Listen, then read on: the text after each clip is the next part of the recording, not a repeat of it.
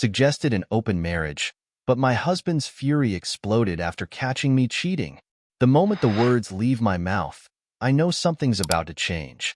We're sitting in the kitchen, the morning sun spilling in through the window, and I'm staring at Jeff across the table. He doesn't know what's coming. I take a deep breath and finally say it. Why don't we open the marriage? His fork stops halfway to his mouth. The clatter of silverware against his plate echoes louder than it should. Jeff's eyes are wide, a mix of shock and confusion settling in. I rush to explain before he can respond. I mean, think about it. We've been together for almost a decade, and I feel like maybe it could reignite something, you know? It's not that I don't love you, it's just… Julie, he cuts me off, his voice low but firm. What the hell are you talking about? My heart pounds as I try to keep my cool. This was supposed to be a conversation, a calm discussion about our relationship, but the tension between us is thick now, his disbelief palpable. I push forward, ignoring the nagging voice in my head, telling me I've gone too far. I've been reading about it, and for some couples, it works. They feel closer, they feel more free. It's just an idea, something to consider. His expression darkens. Consider? You think opening our marriage, letting someone else into what we have, is just something to consider? I swallow hard. This isn't going as planned. I didn't expect him to react so quickly, so harshly. But I can't back down now. I've come too far. We're in a rut, Jeff. You know it. We don't connect the way we used to. Maybe this could help. Help? He scoffs, pushing his chair back from the table. You think letting some other guy into your life, into our bed, is going to fix things? The silence stretches, heavy and suffocating. I don't know what to say. It seems so simple in my head, like something we could talk through rationally, but now, I can see the storm brewing behind his eyes. He stands up, grabs his keys off the counter, and without another word, storms out the door, leaving me sitting there with my half-empty cup of coffee and a gnawing sense of dread settling in my stomach. What have I done? The sound of the door slamming behind Jeff echoes through the house. I sit there, frozen, replaying the conversation over and over in my mind. It wasn't supposed to go like this. We were supposed to talk about it, weigh the pros and cons like adults. But now, all I feel is the sinking realization that I might have just shattered something I can't fix. Hours pass, and Jeff doesn't come back. I send a text, just one. Please come home. We need to talk. No response. My phone sits idle, mocking me with its silence. By the time night falls, my anxiety turns to anger. Why is he so unwilling to even discuss this? It's not like I'm asking for a divorce. I love him, don't I? I want our marriage to work, to feel alive again. But it's like he refuses to acknowledge that we're drowning. I find myself scrolling through articles about open marriages again, searching for reassurance that I'm not crazy. Other couples make this work. They rediscover themselves, reignite their passion. If they can do it, why can't we? I convince myself it's just a matter of time before Jeff calms down. He'll come around. We'll talk about it, like we always do. I head to bed, the emptiness beside me colder than ever. The next morning, Jeff still hasn't come home. Panic sets in as I dial his number, but it goes straight to voicemail. Hours turn into days, and Jeff's absence gnaws at me. I start second-guessing everything. Maybe I shouldn't have brought it up. Maybe I should have left things alone. But what kind of marriage is that? One where you just pretend everything's fine until it falls apart? No, I did the right thing. But Jeff doesn't come back. And now, I'm left alone with the consequences of what I started. Then, on the fourth day, I get a call. It's from Tony and Lisa, the couple we've been friends with for years. The couple I was secretly thinking about when I suggested opening our marriage. Tony's voice is light, casual, but there's something else lurking beneath the surface. We've been thinking about what you mentioned last time, he says. Lisa and I, we're open to talking more about it. If you are. My heart races. This was just a thought, an idea to throw out there. But now? Now it's becoming something real, something dangerous. And before I can stop myself, I hear my own voice responding, as if on autopilot. Yeah, I think I'm ready to talk. And just like that, the next step has been taken, pulling me further into a place I'm not sure I can ever escape from. The meeting with Tony and Lisa happens that weekend. It feels surreal, like a scene from someone else's life. We're sitting in their living room, the air thick with tension and unspoken thoughts. Lisa, usually so chatty and vibrant, is uncharacteristically quiet, glancing at Tony for cues. Tony, on the other hand, is calm, composed, like this is just another casual conversation. But it's not. So, Tony begins, leaning forward. We've been thinking about this for a while, actually. I guess we're kind of in the same boat you are. I nod, trying to ignore the knot in my stomach. This is what I wanted, right? A chance to explore something new, to feel alive again. But now, sitting here with them, I can't shake the feeling that I'm teetering on the edge of a cliff. Lisa finally speaks, her voice soft. We've always thought you and Jeff had the perfect marriage. But things change. Maybe this will be good for all of us. Her words hit me harder than I expect. The perfect marriage. Once, maybe, but now?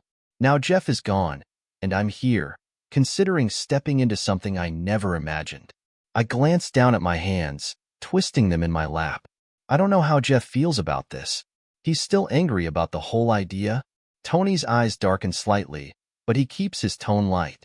Sometimes people need time to adjust. It's a big change, you know? But if you're open to it, he might come around. I can't stop myself from asking the question that's been gnawing at me for days. What if he doesn't? There's a pause. Lisa looks at Tony, who shrugs. Then maybe you'll have to figure out what you want, Julie. For yourself. The weight of his words sinks in. What do I want? I've been so focused on trying to save something that feels like it's slipping away that I haven't even considered that maybe I'm the one letting it go. The conversation drifts into logistics, boundaries, rules, how we'd approach this if we moved forward. I find myself nodding along, agreeing to things I'm not sure I fully understand.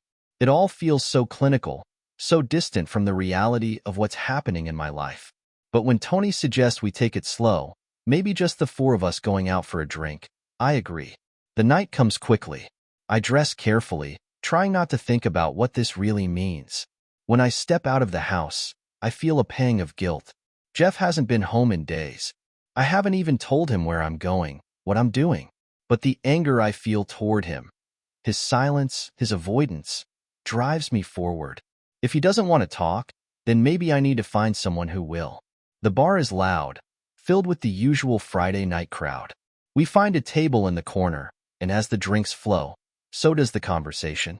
Lisa relaxes, laughing easily at Tony's jokes, and for a moment, it almost feels normal. Almost. But every time Tony leans in, his arm brushing against mine, I feel that pull, the dangerous thrill of stepping into the unknown. By the end of the night, I'm buzzing, not just from the alcohol, but from the possibility, the excitement, the freedom. When Tony suggests we head back to their place, I don't hesitate. Back at their house, things blur. It starts innocent enough, more drinks, laughter, but there's an undercurrent I can't ignore. When Tony places his hand on my leg, I freeze for a second, my mind racing. But then I think about Jeff, about how he left, how he won't even talk to me, and I let it happen. The line I thought I'd never cross? It's already behind me. I wake up the next morning, sunlight streaming through unfamiliar curtains. For a second, I don't know where I am. The room is quiet, too quiet, and then it hits me. I'm at Tony and Lisa's house. My heart lurches as memories from the night before flood back. The drinks, the laughter, the touch of Tony's hand, the way it all escalated so quickly. I sit up slowly, the reality settling in like a weight on my chest. What did I just do? The bed beside me is empty, but I hear muffled voices coming from the other room. Tony and Lisa. My head is pounding, and I feel a wave of nausea that has nothing to do with the alcohol from last night. I gather my clothes and slip out of bed, trying to be as quiet as possible. I don't want to face them, not yet. I need to get out of here. My phone vibrates on the nightstand, and my stomach tightens when I see Jeff's name on the screen. It's the first time he's contacted me in days. My hands shake as I open the message, a single sentence staring back at me. We need to talk. Panic floods through me. Does he know? Did he find out somehow? I can't think straight. I need to get home before I respond to him. Without even saying goodbye to Tony or Lisa, I slip out of the house, my heart racing. Every step toward my car feels like I'm running away from something, maybe everything. I drive home in silence, the tension so thick I can barely breathe. By the time I pull into the driveway, my mind is spinning. How did things get so out of control? I didn't plan for any of this to happen. I just wanted to feel alive again, to fix whatever was broken between Jeff and me. But now I'm the one who's broken something. When I step inside the house, it feels emptier than ever. Jeff isn't here. He hasn't been here for days, and yet his presence, or the lack of it, haunts every corner. I sink onto the couch, staring at my phone, trying to figure out what to say to him. Do I come clean? Do I tell him everything that happened last night? Before I can decide, the door opens, and Jeff walks in. My breath catches in my throat. He looks tired, like he hasn't slept in days, and the anger that had been burning in his eyes the last time we spoke is now replaced with something else, something I can't quite read. Jeff, I start, but he holds up a hand to stop me. Julie, he says, his voice flat. Before you say anything, I need to know. Are you serious about this open marriage thing? His question catches me off guard. I thought he was furious, that he would never even entertain the idea. But now, standing here in front of me, he looks like a man who's reached the end of his rope. I don't know, I admit. I just thought it might help us. I didn't mean for things to get so complicated. He shakes his head, pacing the floor. Complicated? Julie, I've been gone for days, and you didn't even seem to care. Now you're telling me you don't know? My heart sinks. He's right. I didn't chase after him. I didn't even try to fix things. I was too caught up in my own desires, in the idea that this could somehow save us. And now, here we are, on the edge of something I can't pull us back from. I made a mistake, I whisper, the weight of my actions finally crashing down on me. I just wanted us to feel like we used to. Jeff stops pacing and looks at me, his eyes hardening. Feel like we used to? Julie, this was never going to fix anything. You pushed me away the moment you brought it up. I couldn't even look at you. Tears blur my vision, but I blink them away.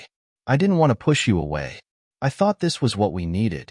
He shakes his head, the sadness in his eyes cutting deeper than any words could.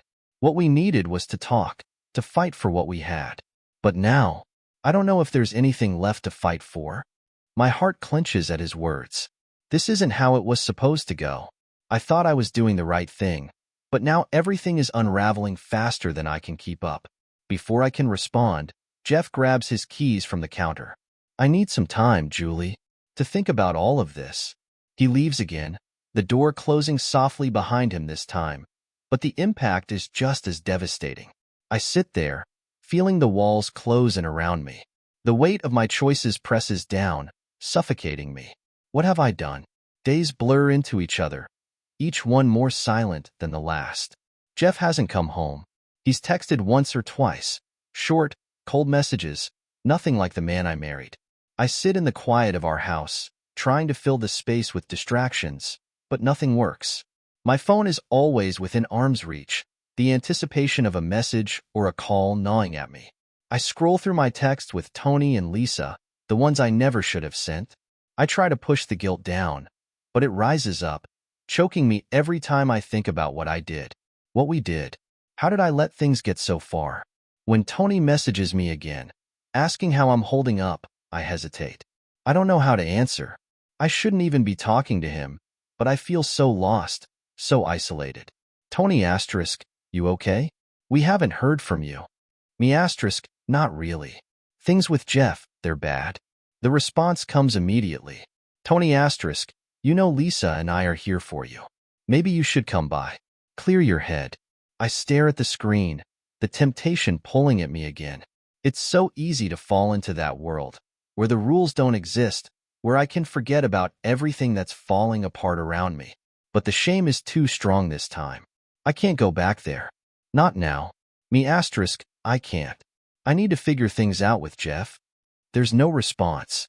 I put my phone down, determined to let it sit there untouched. I need to focus on fixing my marriage, not running away from it. That night, I finally hear the sound of Jeff's car pulling into the driveway. My heart races as I sit up, nerves buzzing through me. The door opens slowly, and for a moment, I think maybe things are about to turn around. Jeff steps inside, his face unreadable. There's a heaviness in his movements, like he's carrying something far too big for either of us to handle.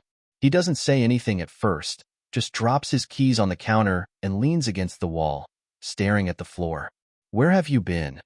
I ask softly, breaking the silence. He shrugs, still not looking at me. "Just thinking." I take a deep breath, trying to steady myself. "We need to talk, Jeff. I'm sorry. I didn't handle things the right way." He looks up at me, finally, and his expression is cold, distant. "What is there to talk about, Julie? You wanted something I can't give you. I don't even know if I'm what you want anymore." His words cut deep. "That's not true. I love you, Jeff. I was trying to find a way to make things better. By asking to sleep with other people." He snaps, the anger I've been waiting for finally bubbling to the surface. "You didn't even try to fix us, Julie. You just decided I wasn't enough." I shake my head, tears filling my eyes. "I never meant it like that. I thought we could reconnect, that maybe we could find something new together." "Find something new together?" He laughs bitterly. "You're delusional if you think sleeping with someone else is going to fix what's broken between us." I step closer to him, desperate to close the distance, but he backs away, like he can't stand to be near me. "I made a mistake, Jeff. I'm sorry. I didn't mean to hurt you." His jaw clenches, and for a long moment, he just stares at me. Then, he says something that feels like a punch to the gut. "Was it with Tony?" I freeze. My breath catches in my throat. How does he know? I never told him. I didn't think he'd suspect. "Julie," he says, his voice low, dangerous. "Did you sleep with him?" My heart pounds, the silence between us thick with tension. The truth hangs in the air, waiting to drop, to shatter whatever's left of us. I don't know how to answer, don't know if I should tell him what really happened. But I see it in his eyes. He already knows. "I'm sorry," I whisper, my voice barely audible. "I'm so sorry." The room goes deadly quiet. Jeff stares at me, his face pale, like the air has been sucked out of his lungs. When he finally speaks, his voice is hollow. "I can't do this anymore, Julie. We're done." The words hit me like a freight train. My knees go weak, and I feel like I'm about to collapse. "Jeff, please. We can work this out." But he's already walking toward the door, his back to me, his shoulders stiff with the weight of betrayal. He doesn't look back as he leaves, the door closing behind him with a finality that rips me apart. I'm alone, completely and utterly alone.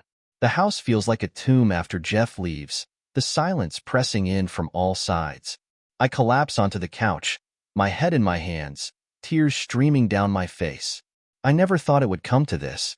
I thought we could fix things, that somehow we'd find our way back to each other. But now, I've destroyed everything. Hours pass. I don't move. My phone buzzes on the coffee table, but I can't bring myself to look at it. I know who it is. Tony, Lisa, maybe even Jeff. I don't want to hear what they have to say. Not now. Not after everything. Finally, the buzzing stops, and the silence returns, suffocating. My mind spins, replaying every decision that led me here. Every word, every choice. I try to pinpoint where it all went wrong, but there's no single moment I can point to. It was all of it. All of my actions, little by little, eroding the foundation of our marriage until there was nothing left. I thought I could control this. I thought I knew what I was doing. But I was wrong. So very wrong. A few more hours pass before I finally check my phone. There are texts from Tony and Lisa, but they're the last people I want to talk to right now. One message stands out, though, and it makes my heart drop. It's from Jeff. Jeff asterisk, "I'm staying at my brother's for now. We'll figure out what to do next. I need time." I stare at the screen, my hands trembling. He's not coming home. Maybe not ever. The realization hits me like a ton of bricks, and I feel a sob rising in my throat. I want to scream, to throw something, to lash out at the world for falling apart around me. But I have no one to blame but myself. The days that follow are a blur. Jeff doesn't come home, and I don't reach out. I don't know what to say, how to make this right. The guilt is overwhelming, suffocating me every second I'm alone in this house. and I'm always alone now. I try to focus on work, on anything that will distract me, but it's impossible. Every email, every phone call feels like a reminder of the mess I've made. I avoid people, avoid places that remind me of Jeff, but everywhere I go, there's no escaping it. The life we built together is crumbling, and I'm powerless to stop it. Then, one night, I get a call. It's Tony. I hesitate before answering. I shouldn't pick up, I know I shouldn't. But part of me still clings to the connection we had, to the idea that maybe, just maybe, they can help me get through this. Hey, I say, my voice hoarse from crying. Julie, we've been worried about you. Are you okay? Tony's voice is soft, concerned. Too concerned. I don't know, I admit. I don't know what to do. There's a pause, and I can almost feel him considering his next words. Lisa and we've been thinking. If you need a place to stay, you're welcome to come over. We'll help you get through this. The offer hangs in the air, tempting me. I could escape, leave this house, this nightmare, behind for a while. But deep down, I know it's not the answer. Going to Tony and Lisa's won't fix anything. It'll just make everything worse. I appreciate it, I say, my voice trembling, but I can't. I need to figure this out on my own. Tony doesn't push. He knows, just like I do, that I'm walking a tightrope, and one wrong step could send me spiraling even further. Okay, he says finally, but if you change your mind, we're here for you. After I hang up, I sit in the dark for a long time, wondering what my next move should be. I've pushed Jeff away, ruined everything, and now I don't know how to get him back, or if I even can. The weight of my mistakes crushes me as I crawl into bed, the emptiness beside me colder than ever. The loneliness is unbearable, but it's a loneliness I created. And for the first time, I don't know if I can live with it. The next few days crawl by in slow motion. I'm numb, just going through the motions of life without really living. Every morning, I wake up to an empty house, and every night, I fall asleep with the weight of my mistakes pressing down on my chest. The silence is unbearable, and I find myself dreading the moments when there's nothing to distract me from the mess I've made. Jeff still hasn't come home. He's staying at his brother's, and the distance between us feels insurmountable.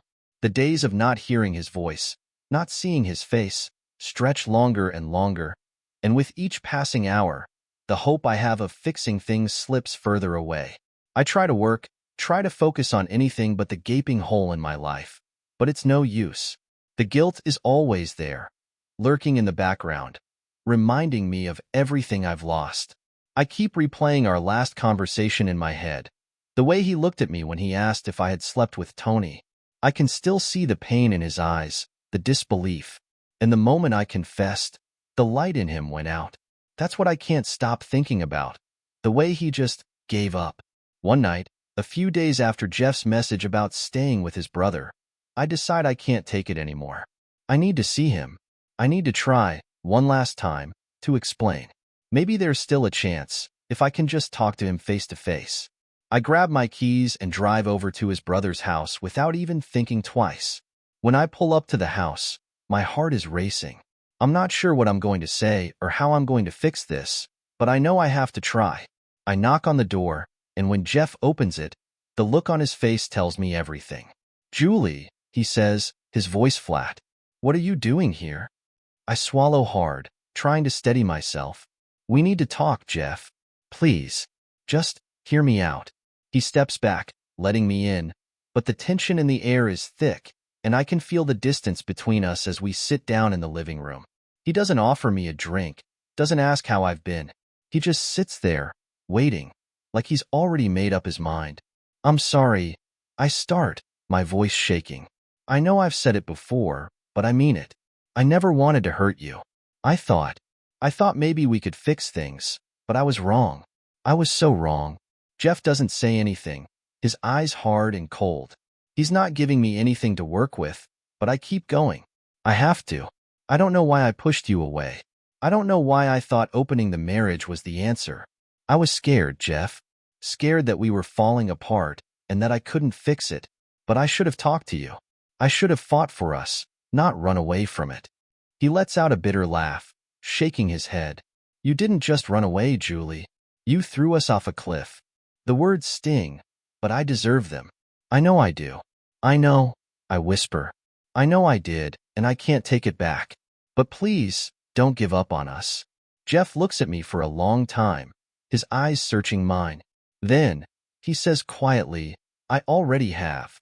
The finality of his words knocks the breath out of me. I blink, trying to hold back the tears threatening to spill over. Jeff, please. I love you. I made a mistake, but we can fix this. We can. No, we can't. He cuts me off, standing up.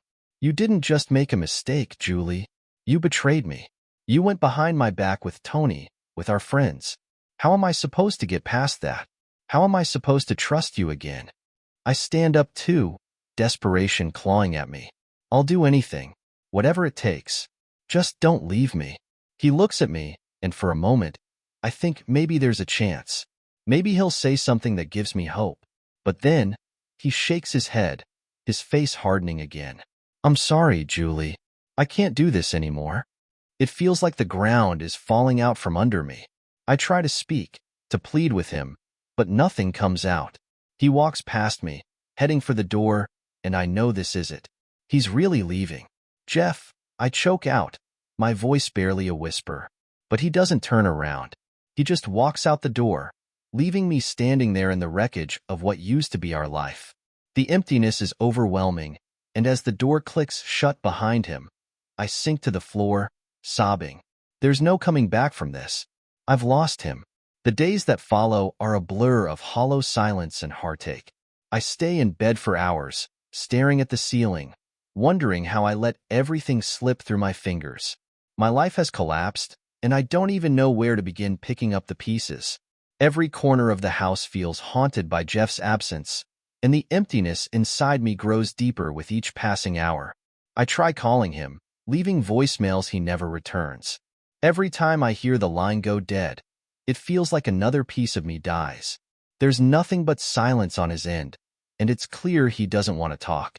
He doesn't want to fix this. And now, I'm terrified he might be gone for good. One afternoon, I hear a knock on the door. My heart leaps, thinking it might be Jeff. Maybe he's had a change of heart. Maybe he's willing to give us one last chance. I race to the door and fling it open, but my hope dies instantly when I see who it is. Tony. His face is filled with concern as he steps inside. You haven't been answering my calls. Lisa's worried about you. I stare at him, the weight of everything pressing down on my chest. I'm fine, Tony. I need some space. He frowns, stepping closer. You don't look fine. Let us help you. We can get through this together. I take a step back, shaking my head. The last thing I need is Tony and Lisa trying to help me. They're part of the problem. I was foolish enough to drag them into my mess, and I can't let them pull me deeper into this. No, I say, my voice firm. I can't do this anymore, Tony. What happened? It was a mistake. His expression hardened slightly. A mistake? It didn't feel like a mistake at the time. I feel a surge of anger rise in me. How dare he act like this was anything but a disaster? It was, I snap. I shouldn't have let things go that far. I lost Jeff because of it. Tony looks at me for a long moment, his jaw tightening. You think it's all because of what we did? You were already losing Jeff, Julie. We just made it easier. His words sting, but I refuse to let him shift the blame. That's not true, I say, my voice cracking. I was trying to save my marriage, not destroy it. Tony steps closer again, and I feel the familiar pull of his presence, but this time, I don't want it. I don't want any of this. You don't have to deal with this alone, he says softly. We can help each other. But his words feel hollow now. I see it for what it is, a selfish attempt to keep this mess going. I shake my head, backing away again. No, Tony. I need to figure things out on my own. He opens his mouth to say something, but I stop him with a raised hand. Please, just go. For a moment, he looks like he might argue, but then he sighs and turns toward the door. If you change your mind, he says, pausing at the threshold, we're here. I don't respond, and he leaves, closing the door behind him. The silence that follows is suffocating, but it's the kind of silence I need. I can't keep running from the mess I've made. I need to face it head on. I sit on the couch, staring at the wall, feeling the weight of everything pressing down on me. There's no easy way out of this. No quick fix. Jeff is gone, and I don't know if he'll ever come back. I don't even know if I deserve him to. My phone buzzes, and I glance down, expecting another message from Tony. But when I see the name on the screen, my heart skips a beat. It's Jeff. I hesitate for a moment, my fingers hovering over the screen, before I finally open the message. It's short, but it makes my heart pound in my chest. Jeff asterisk, we need to talk. My hands tremble as I read the words over and over again. Does this mean he's willing to give us another chance? Or is this the final conversation where he tells me it's over for good? I don't know what's coming, but I know one thing for sure. I have to face it. I can't keep hiding from the consequences of my actions. I type a quick response and hit send. Me asterisk, okay. When and where?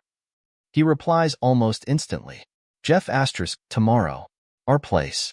6 p.m. Our place. The words make my chest tighten.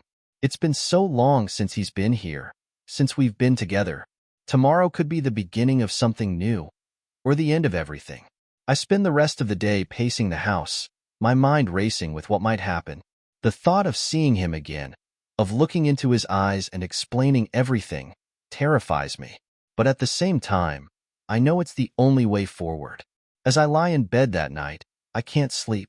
My mind is a whirlwind of memories, regrets, and what-ifs.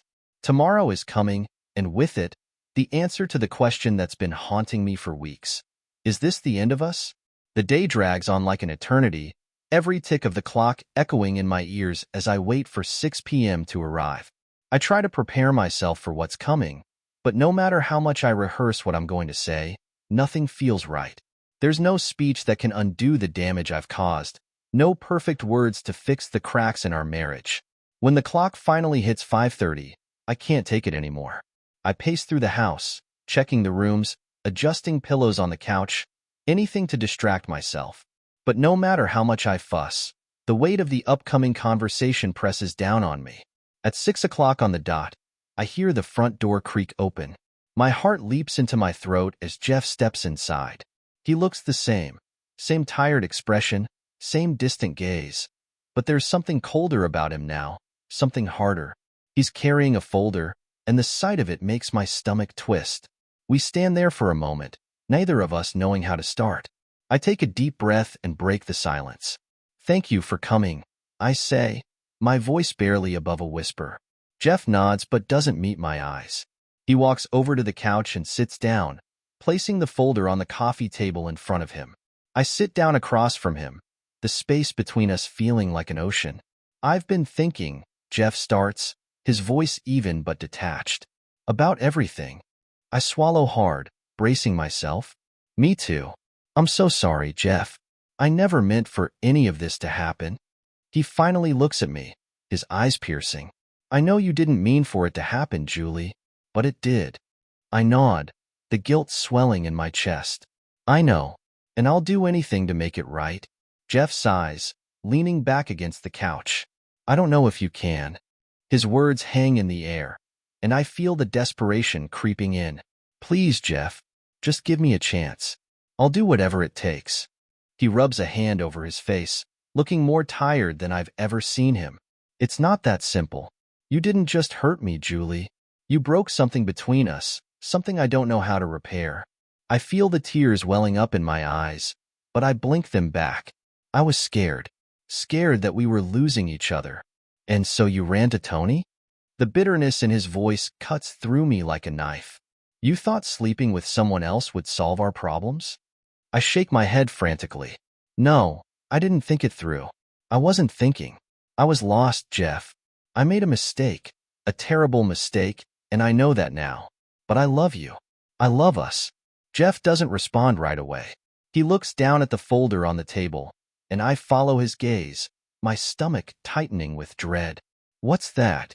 I ask, my voice trembling. He takes a deep breath before answering. It's the divorce papers. I feel like the floor has dropped out from under me. My heart pounds in my chest, and I can barely breathe.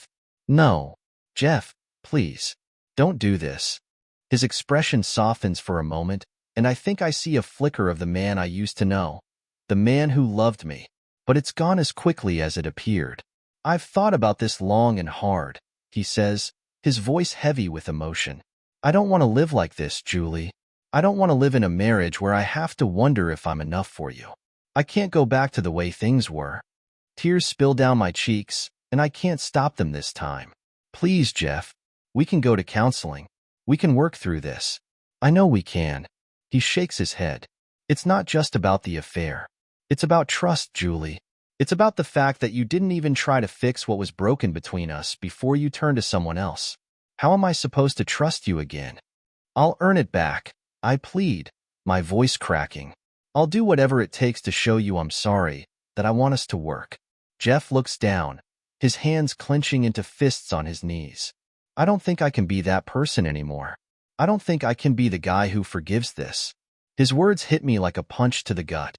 This is it. This is really happening. He's not just angry. He's done. But I love you. I whisper, my voice barely audible. I love you so much, Jeff. He looks up at me, and for a moment, I see the pain in his eyes. He loved me too, once. Maybe he still does. But it's not enough. I loved you too, he says quietly. But sometimes love isn't enough. He stands up, reaching for the folder. He pulls out the papers and places them in front of me. I need you to sign these, Julie. It's time for both of us to move on. I stare at the papers, my vision blurring with tears. My hands shake as I reach for them, but I can't bring myself to pick them up. I can't, I sob. Please, Jeff, don't leave me. He sighs, his shoulders slumping. I'm sorry, Julie, but this is the end. With that, he walks toward the door. He doesn't look back as he steps outside, and I hear the soft click of the door closing behind him. And just like that, he's gone. The door clicks shut, and the world seems to stop. I sit there, staring at the divorce papers in front of me, unable to move. My mind is spinning, my heart pounding, but I feel frozen in place. How did I let it come to this? How did I destroy everything we built together? Tears blur my vision as I reach out, my fingers brushing the edge of the paper. It feels like a death sentence, like I'm signing away the life I thought I'd always have. But what choice do I have? Jeff made it clear. He's done. And as much as I want to believe I can change his mind, I know, deep down, that it's over. I spend the rest of the night in a daze, replaying our conversation over and over in my head. Every word feels like a dagger, twisting deeper into my heart. I can't sleep. I can't eat. I just sit there, staring at the divorce papers, wondering if I'll ever find the strength to sign them. Days pass, and Jeff doesn't come back. There are no calls, no texts. It's like he's erased himself from my life, and with each passing day, the reality of what I've lost becomes harder to bear. The silence is suffocating, but it's also a reminder of the finality of it all. He's really gone. I avoid Tony and Lisa's calls, their texts. I don't want to see them, don't want to be reminded of the part they played in all of this. It wasn't just their fault, it was mine too, but I can't bear to face them. I can't face anyone. I spend most of my time locked in the house, drowning in guilt and regret. One afternoon, the phone rings again. I don't recognize the number, but something compels me to answer. Julie? It's a woman's voice, soft, hesitant. Who is this? I ask, my voice hoarse from days of silence. It's Lisa. I almost hang up right then and there, but something stops me. I haven't spoken to her or Tony since that night, and I know I owe them some kind of explanation, even if it feels impossible to give. I don't think we should be talking, I say, trying to keep my voice steady. I know, she says quickly. I wanted to apologize. Her words catch me off guard. Apologize? For everything, she continues. For getting involved in your marriage, for pushing things too far. I know you're going through a lot right now, and I didn't want to make it worse, but I needed you to know that I'm sorry. I don't know what to say. I should be angry. Angry at her. Angry at Tony. Angry at myself. But all I feel is exhaustion. I can't even muster the energy to be upset anymore. I appreciate that, I say quietly. But it doesn't change anything. Jeff's gone.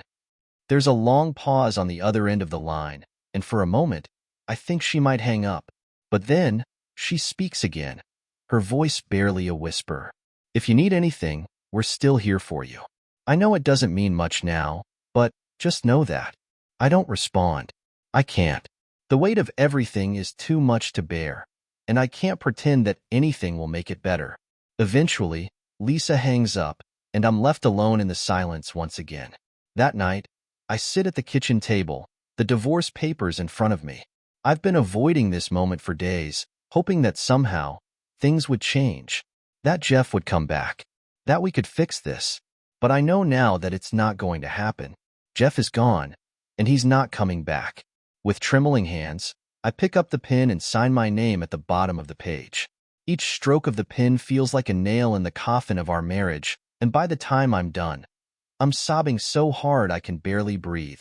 It's over.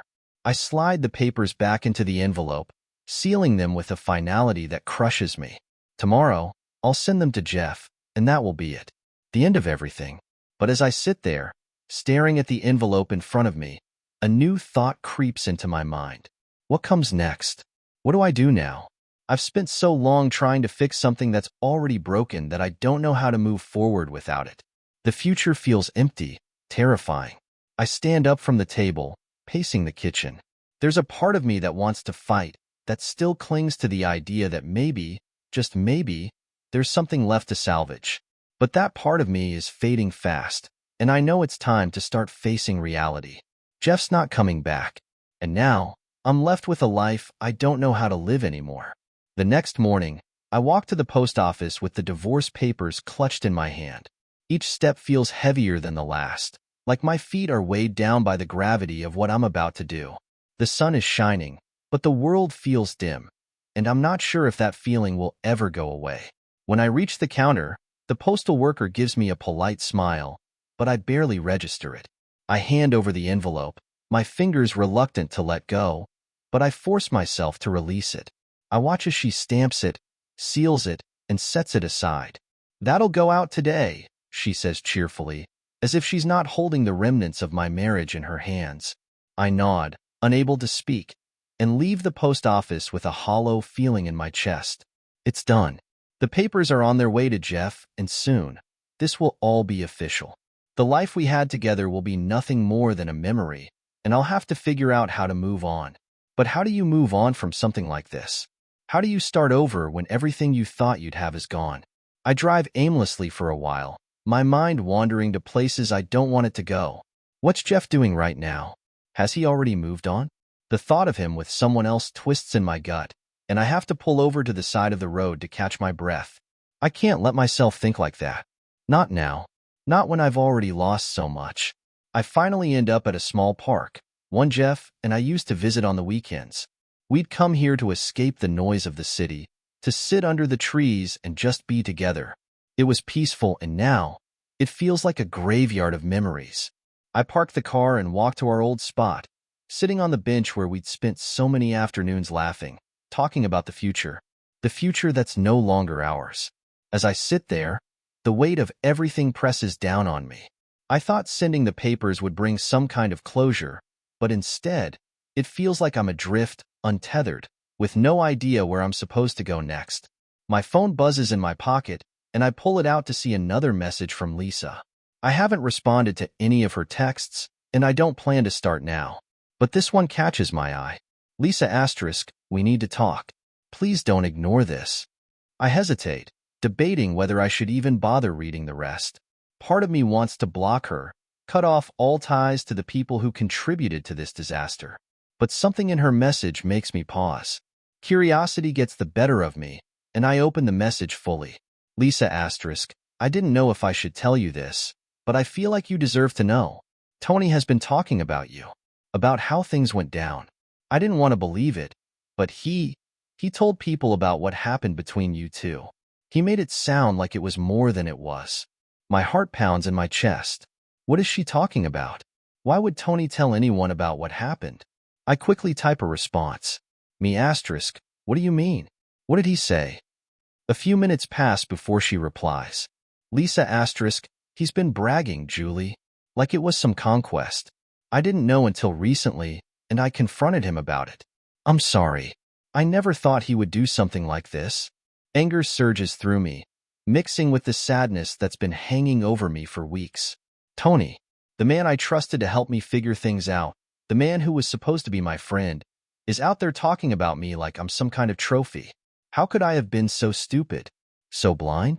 I type furiously, my hands shaking with rage.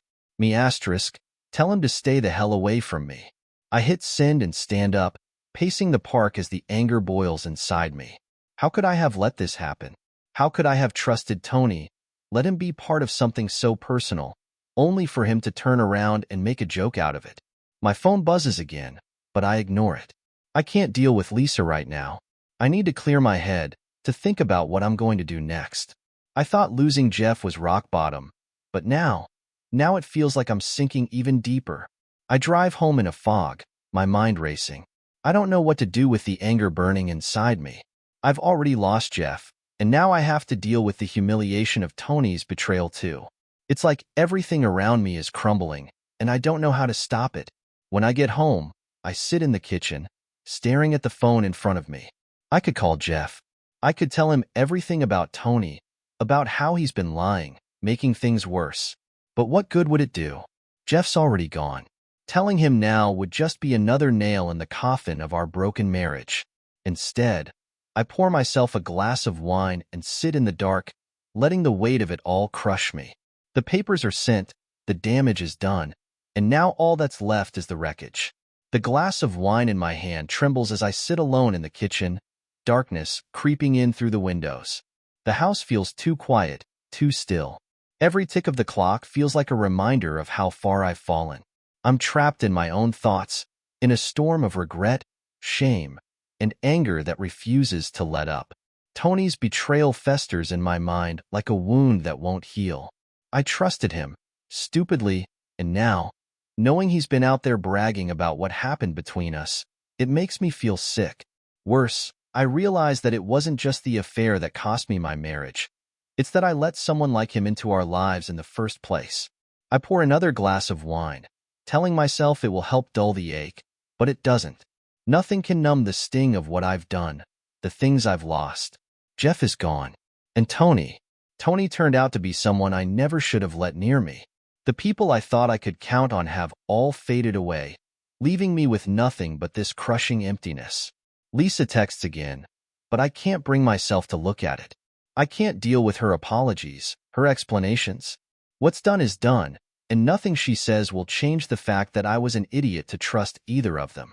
They were supposed to be my friends, but all they did was help tear apart the one thing that mattered most to me, my marriage.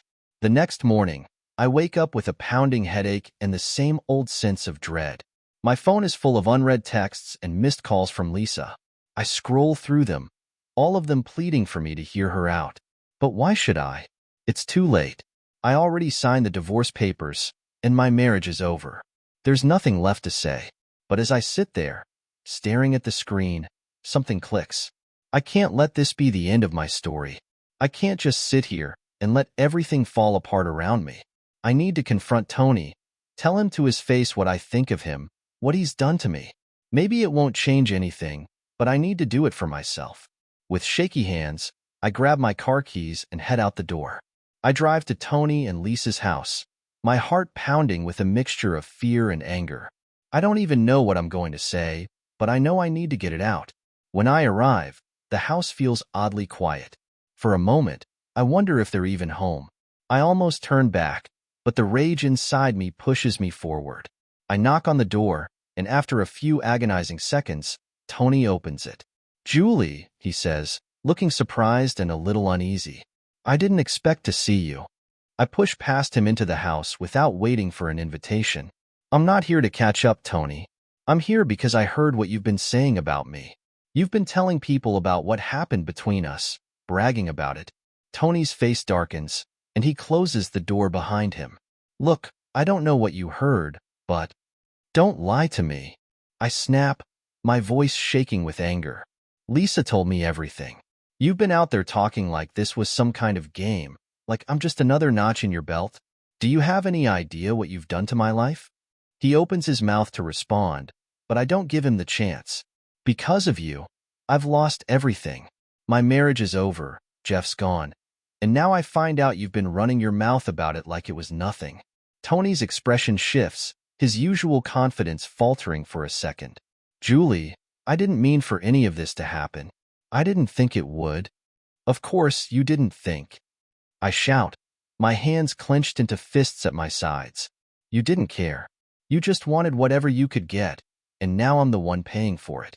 He steps closer, trying to reach out to me, but I back away, shaking my head. Don't you dare try to make this right, Tony. You can't fix this. I trusted you, and you used me. Tony's face tightens, and for the first time, I see a flicker of guilt in his eyes. I'm sorry, Julie. I really am. I didn't mean for things to get this bad. I laugh bitterly, tears stinging my eyes. Well, it's too late now, isn't it?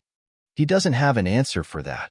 We stand there in silence, the weight of everything pressing down on us both. Finally, I take a deep breath and turn toward the door. I'm done with you, I say quietly. Stay out of my life. I walk out of the house, slamming the door behind me. The moment I'm outside, I feel a rush of emotions, anger, sadness, relief. But most of all, I feel the weight of the finality of it all. There's no going back now. I've cut ties with Tony, with Lisa, and now I'm on my own. I get in my car, gripping the steering wheel tightly as the tears start to fall. This is rock bottom. I know it is. I've lost Jeff, I've lost my friends, and I've lost the life I thought I'd always have. But maybe, just maybe, this is where I can start a rebuild. The drive home feels like a blur, my mind spinning with everything that's happened. Confronting Tony should have made me feel better, but instead, I just feel drained. I've cut ties with him and Lisa, but the hole left in my life feels even bigger now. Jeff's gone, and the friends I thought I had turned out to be just as lost as I am. When I get home, the silence is suffocating. I walk through the empty house, each step echoing in the space that once felt so full of life. I sit on the couch, staring at the divorce papers I sent just days ago, and it hits me all over again. This is my new reality. This emptiness is mine to live with now. For a long time, I just sit there, feeling the weight of it all. But as the hours pass, something shifts inside me. I can't keep drowning in this. I've been at rock bottom for too long, and if I don't start clawing my way out, I'll never make it. Jeff's gone, and nothing I do will bring him back. Tony and Lisa are out of my life, and that's for the best. The only person I can rely on now is me. I take a deep breath and stand up, moving through the house with a new sense of purpose. I start cleaning, throwing away the remnants of the life I had with Jeff, the old photos, the souvenirs from vacations we took together, the little notes we used to leave for each other. It hurts, but it feels like I'm finally making space for something new, something better, even if I can't see it yet. As I clean, I think about what my next steps should be. I've been so wrapped up in my guilt and regret that I haven't thought about the future. But now, with Jeff gone and my old life in ruins, I need to figure out what comes next. I need to rebuild, to find a way forward. The first thing I do is delete Tony and Lisa's numbers from my phone. It feels like cutting a cord that's been strangling me for months. The relief is immediate, but it's tinged with sadness. They were part of my life for so long, but now they're just ghosts, memories of a time I need to leave behind. The next thing I do is call a therapist. I know I can't do this on my own. I need help, someone to guide me through the mess I've made of my life. The thought of talking to someone about all of this is terrifying, but I also know it's the only way I'll ever start to heal. I set up an appointment for the following week, and for the first time in what feels like forever, I feel a glimmer of hope. It's small, fragile, but it's there. Maybe there's a way out of this. Maybe I can rebuild, even if I have to do it alone. The days pass slowly, but they're different now. I wake up with a purpose, even if it's just getting through the day without breaking down. I start going for walks in the mornings, clearing my head, trying to reconnect with the world outside of my house. It's hard, but every step I take feels like progress, like I'm moving towards something, even if I don't know what that is yet. One afternoon, I'm sitting in the park, watching the people around me go about their lives. Families with kids, couples holding hands, people laughing together. It feels distant, like something I'll never have again. But I remind myself that this is just the beginning of a new chapter, and I have no idea what the future holds. I can't give up now, not when I've made it this far. As I sit there, my phone buzzes. I glance down and see a message from Jeff. My heart skips a beat, and for a second, I don't know if I can bring myself to read it. But I have to. I need to know what he has to say. Jeff asterisk, I got the papers. It feels weird, doesn't it? I hope you're okay. His words hit me like a wave, and I feel the tears welling up in my eyes. It's not the message I expected. I thought he'd be cold, distant, but instead, there's something softer there. Maybe he's just as lost as I am. I don't know how to respond. I sit there for a long time, staring at the screen, wondering what the right thing to say is. But then I realize there is no right thing. There's just honesty. Me asterisk, yeah, it feels strange. I'm trying to figure things out. I hope you're okay too. I send the message and wait, my heart pounding. A few minutes later, his reply comes in. Jeff asterisk, I think we both will be. It'll take time, but we'll be okay. I exhale slowly, feeling a mix of emotions, sadness, relief, hope. Jeff and I may not have a future together, but maybe, just maybe, we'll both find a way to move on. For the first time in a long time, I feel a sense of peace. It's small, fragile, but it's there. And for now, that's enough. Jeff's message lingers in my mind as I sit in the park, watching the world go by. His words, "We'll be okay," echo through me, giving me a strange sense of comfort. I never imagined this chapter of my life would end like this. The idea of being okay seemed so far away just weeks ago, but now, it feels like something I can work toward. Maybe Jeff's right. Maybe we will be okay, just not together. The next few days pass with a new kind of energy. I feel lighter, like some of the weight I've been carrying has finally started to lift. It doesn't mean everything is fixed. I'm still heartbroken, still grieving the loss of my marriage, but there's a part of me that's ready to move forward. I have no choice but to keep going. I focus on small victories. I keep my therapy appointment, and though the first session is tough, it feels like a step in the right direction. I talk through the mess I've made, the choices that led me here, and the therapist listens without judgment. She doesn't offer quick fixes, there aren't any, but she helps me begin to untangle the knots I've tied myself in. I leave her office feeling drained but hopeful.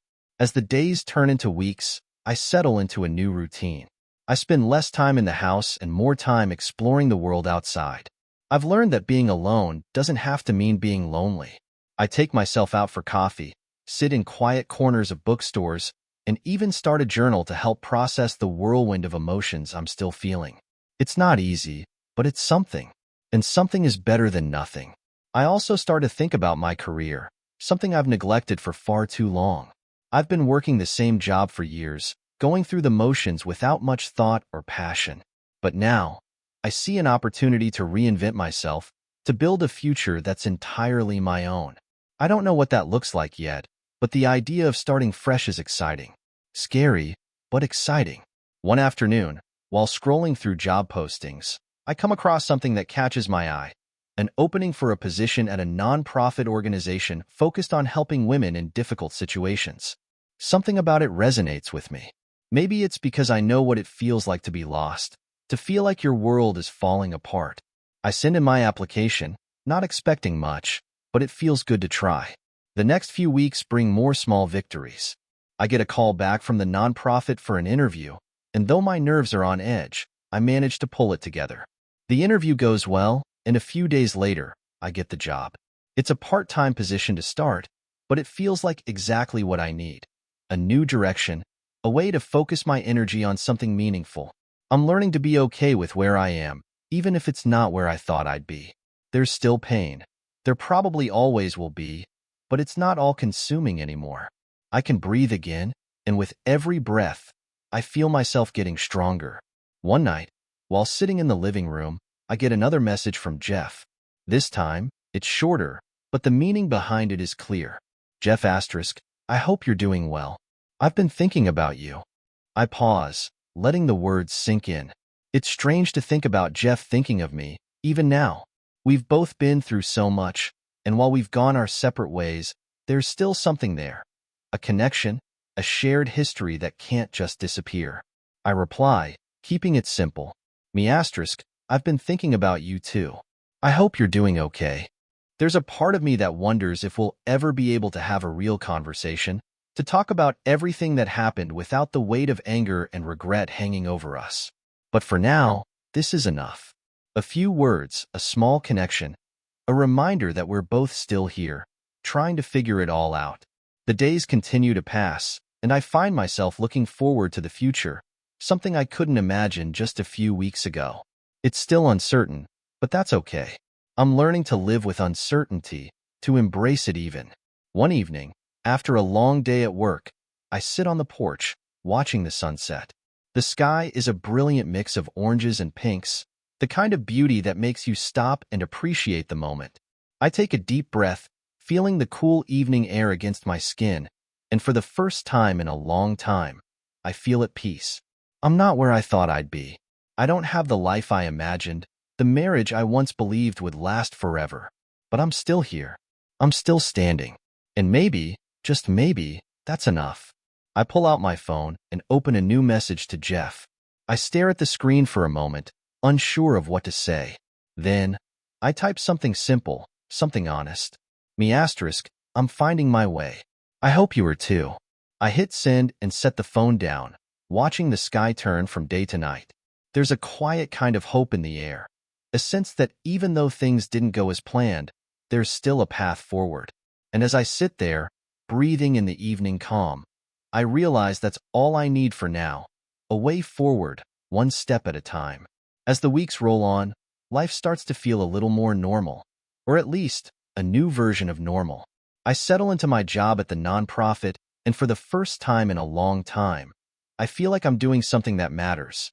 Helping other women who've been through their own hardships gives me a sense of purpose, a way to channel my own pain into something positive. I see pieces of myself in their stories, and it reminds me that healing is possible, even if the road is long and hard. I also start to reconnect with people outside of the small bubble I've been living in. I meet up with old friends I drifted away from, and though some of those relationships feel awkward at first, it's nice to laugh again, to talk about things other than the wreckage of my marriage. I realize that I've been isolating myself for far too long, and now it's time to start letting people in again.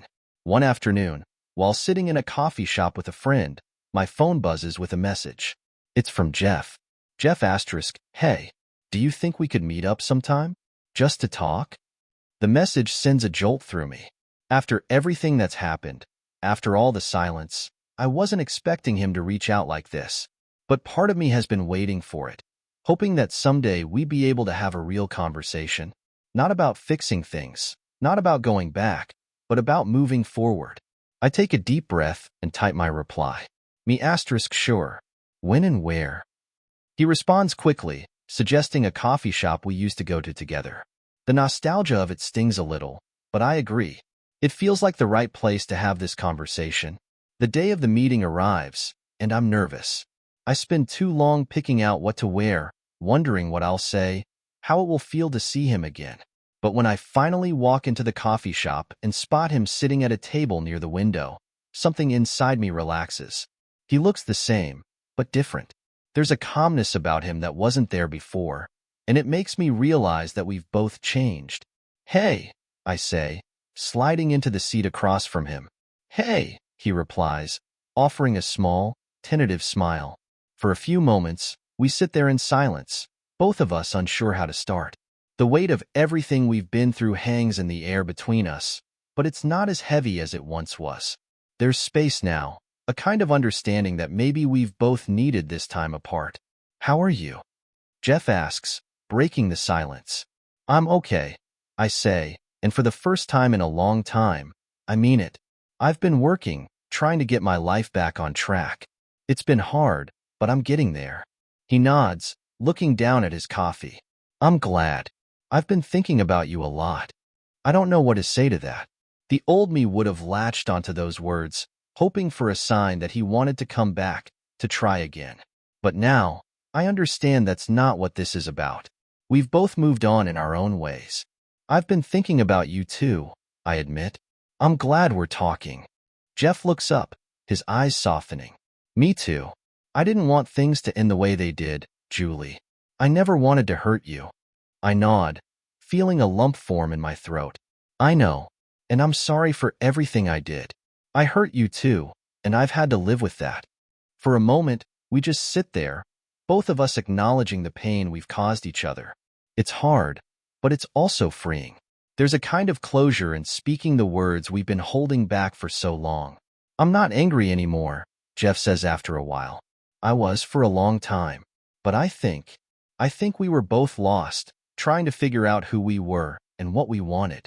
I nod, tears prickling at the corners of my eyes. Yeah, we were. He reaches across the table, his hand hovering for a moment before resting gently on mine. I'll always care about you, Julie. We shared a lot, and I'll never forget that. But I think it's time for both of us to start new chapters. His words hit me with a bittersweet finality, but they also feel right. We can't go back to what we had, and that's okay. It doesn't mean what we had wasn't real or important. It just means we've both grown beyond it. I think you're right, I say, giving his hand a gentle squeeze before pulling away.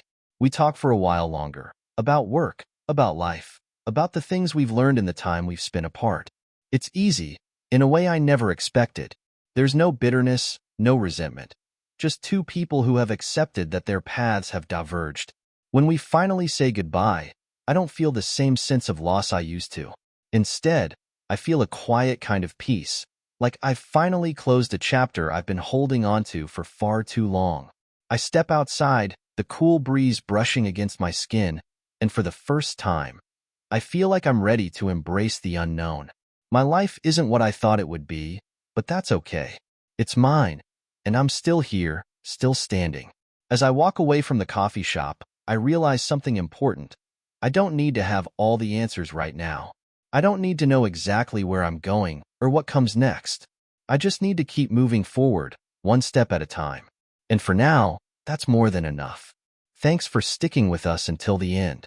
If this story resonated with you, make sure to subscribe for more intense tales of love, betrayal, and personal growth. We dive deep into the complexities of relationships, exposing the raw emotions and dramatic moments that define them. Your likes and shares help us reach others who may need to hear these stories. So, smash that like button, share this video, and join our community of people navigating their own relationship battles. Together, we can shine a light on these challenging experiences. See you in the next one.